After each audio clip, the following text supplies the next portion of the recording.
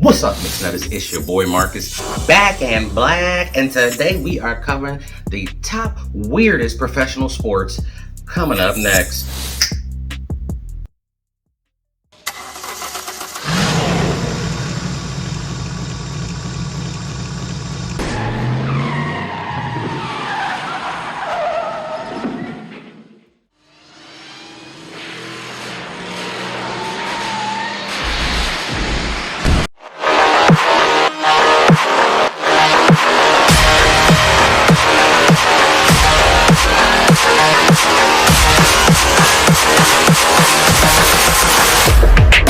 Alright, now before we even proceed, go ahead and like and subscribe to the channel. Bing, bang, boom. Hit that notification bell so that you're notified every time we drop a video. That is Monday, Wednesday, and Friday, of course. Go ahead and join us on the Instagram page. That is MixNuts3000. Again, that is MixNuts3000. Run it.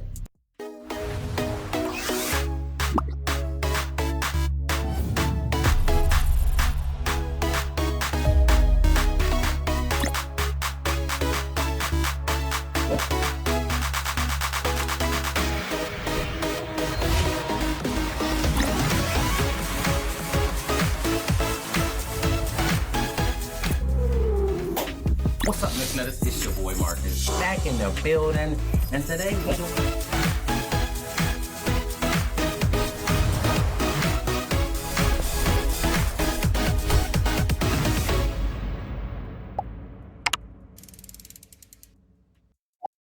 Now, this first professional sport that you wouldn't really expect to be like held with so much esteem is arm wrestling, actually. Let's take a look at it. So arm wrestling is a game, and we've all tried it at least once in our lives, but you probably haven't even won against your family members or friends. While arm wrestling has been around for ages, it wasn't recognized as a professional sport until a few decades ago. So these days, professional arm wrestlers, or pullers as they are known to fans, meet in pro tournaments where they test each other's limits. I was kind of surprised by this. I mean, I remember those old 80 movies. What was that? Stallone was in that. I can't remember the name of it. Over the Top, I think it was. Yeah, Over the Top. Maybe not. I don't know. But I'm just surprised they ran out whole time, like tournament halls and having crowds of people watching dudes arm wrestle. I mean, you forget it's more than just basketball, football, and baseball. But I am still kind of shocked that this is that big a deal, and these people make kind of a lot of money for winning these tournaments, man. I was shocked. All right, now this next one, I did not see coming at all. It is tug of war, right? Now, tug of war, you play at picnics, family reunions, in gym class or whatever. But apparently this is also a professional sport too. Tug of war. Let's look at it, man. So as far as ancient games go, tug of war is one of the most recognizable games on the planet.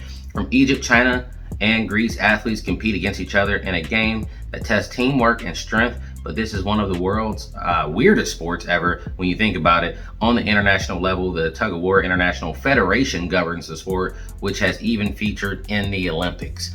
What?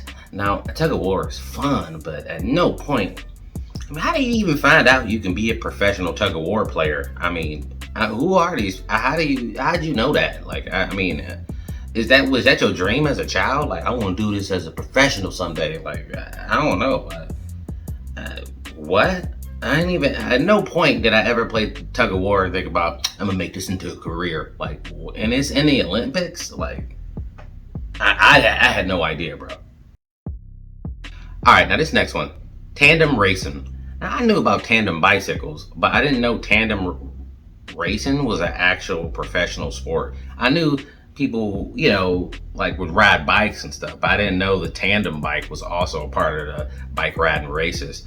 I mean, bicycles made for two are rare in the streets, but they take bike racing to a whole new level in athletics. So as a sport, that involves two racers, tandem racing, and apparently it's exhilarating to watch. I did not know that. I didn't know people were just tandem biking it up. I've never seen this on TV. And the crowds look pretty big, man. If you look up some of the videos, man, just type in tandem racing. It's a pretty big crowd for just two dudes on a bicycle. But I mean, all right, you know, I didn't even know that was a pro sport.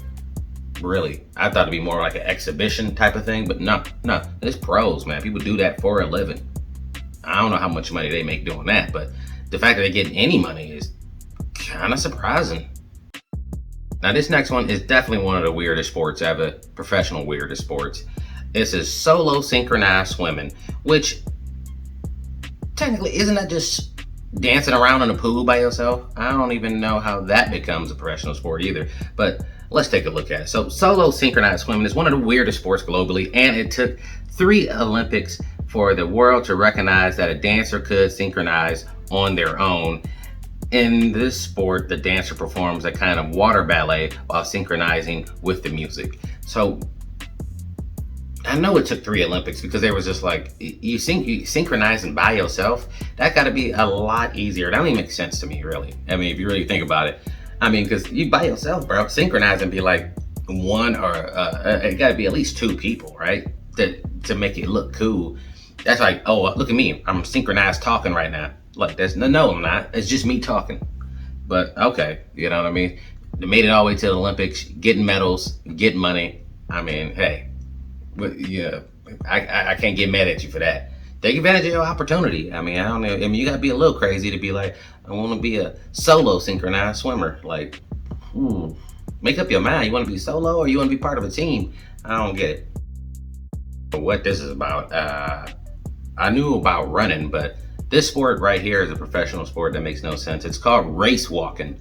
Now, I knew about racing or walking or running, but like race walking, let's dig into it.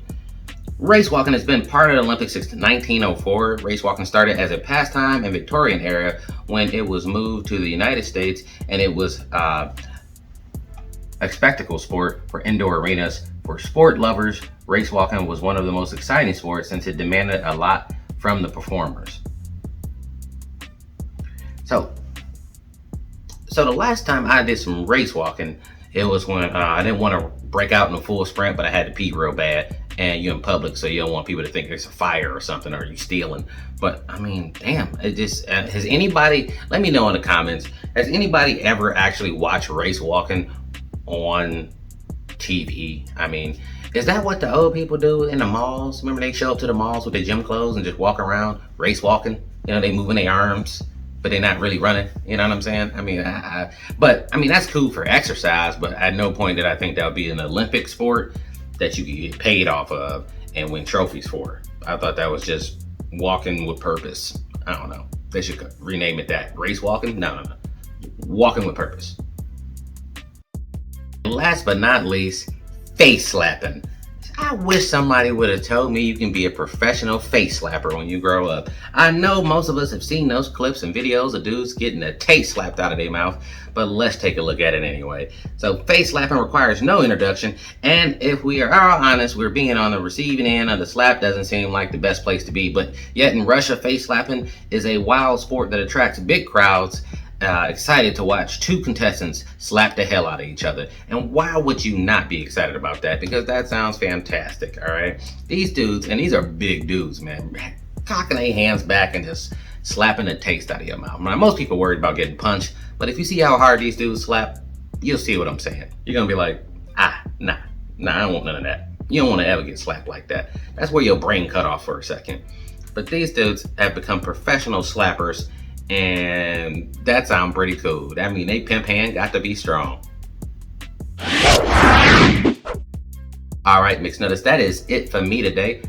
I'm about to make like a baby and head out. If you want to support the channel, go to buymeacoffee.com/mixednuts. We got new videos coming every Monday, Wednesday, and Friday, of course. Check us out on Instagram. That is MixedNuts3000. Again, that is MixedNuts3000. And until next time,